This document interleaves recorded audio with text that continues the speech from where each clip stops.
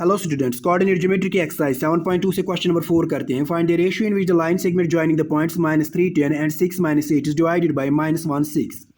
ये दो पॉइंट्स एक लाइन सेगमेंट बनाते हैं और ये वाला पॉइंट उसको डिवाइड करता है। हमें रेशियो निकालना है कि वो जो दो सेक्शंस है ना जिनमें वो डिवाइड होती है, उन्हीं दो सेक्शंस का रेशियो हमें निकालना है, यानी M1:M2 हमें यहाँ पे निकालना है। क्वेश्चन इस तरह है कि हमारे पास दो पॉइंट्स है, इस तरह ये एक पॉइंट और यहाँ पे ये दूसरा पॉइंट। इनके कोऑर्डिनेट्स दिए गए, इसके कोऑर्डिनेट्स है -3 10 और इस वाले पॉइंट के कोऑर्डिनेट्स है, इस वाले पॉइंट के कोऑर्डिनेट्स दिए गए हैं 6 -8। ये दो पॉइंट्स एक लाइन सेगमेंट बनाते हैं और इस लाइन सेगमेंट को डिवाइड करता है और एक पॉइंट, और उस पॉइंट के कोऑर्डिनेट्स जो है ना वो भी दिए गए हैं -1 6। इस पॉइंट के कोऑर्डिनेट्स दिए गए हैं। हमें क्या निकालना है, ये जो पॉइंट इस लाइन सेगमेंट को डिवाइड करता है ना, जो ये लेफ्ट वाला पोर्शन होता है यहाँ से यहाँ तक, इसको हम M1 कहते हैं, और ये राइट वाला पोर्शन यहाँ से यहाँ तक, इसको हम M2 कहते हैं। यही रेशियो हमें निकालना है, यानी M1:M2 हमें निकालना है। M1:M2 का रेशियो निकालना है। ये पॉइंट जो है ना, इसके कोऑर्डिनेट्स का नाम हम x1 y1 रखते हैं और इस पॉइंट के कोऑर्डिनेट्स का नाम x2 y2, और ये जो किसी जगह बीच में कोई पॉइंट होता है, इसके कोऑर्डिनेट्स होते हैं x और ये y, xy। यहाँ पे हम हमें रेशियो निकालना है। लेट द रेशियो को लेट करेंगे। लेट द रेशियो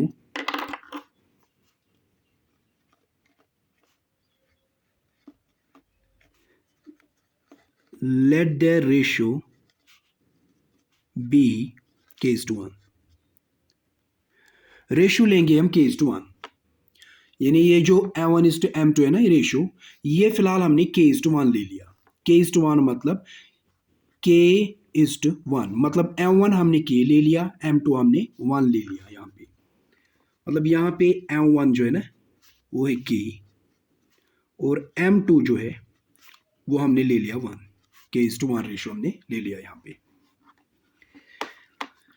ये जो पॉइंट है ये किसी भी जगह इस लाइन के ऊपर, इसके कोऑर्डिनेट्स जो है ना एक्स वाई, इनको हम इन एक्स वाई के कोऑर्डिनेट्स को हम सेक्शन फार्मूला से निकालते हैं, यानी x, y बराबर होता है, सेक्शन फार्मूला है M1 into x2 plus M2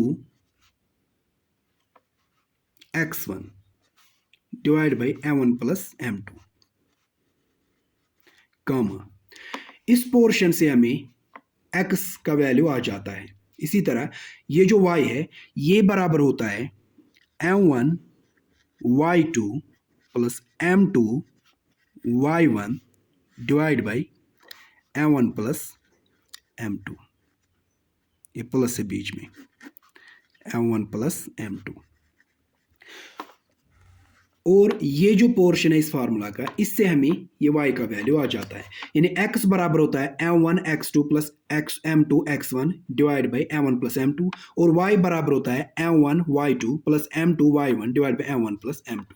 इन दोनों में से हम एक ही लेंगे, उसी से हमें ये रेशियो आ जाएगा, यानी x इसके बराबर लेंगे तो इससे भी हमें ये रेशियो मिल जाएगा, या हम y इसके बराबर लेंगे तो इससे भी हमें रेशियो मिल जाएगा। हम x वाला ही लेंगे। यहाँ पे x जो है ना, x बराबर है इस वाले पोर्शन को M1 x2 plus M2 x1 divide by M1 plus M2। एक ही लेना, या तो आप x वाला लेंगे या तो आप y वाला लेंगे, क्योंकि दोनों से हमें एक ही रेशियो आने वाला है, दोनों लेने की जरूरत नहीं है। यहाँ पे विच एम्प्लाइज दैट, वैल्यूज डाल देंगे। x कितना है, x है ये यहाँ पे बीच वाले पॉइंट के कोऑर्डिनेट्स में xy, x है -1 इज इक्वल टू M1 है k, इसके मल्टीप्लाई में x2 x2 है 6, x2 है यहाँ पे 6 प्लस m2 है 1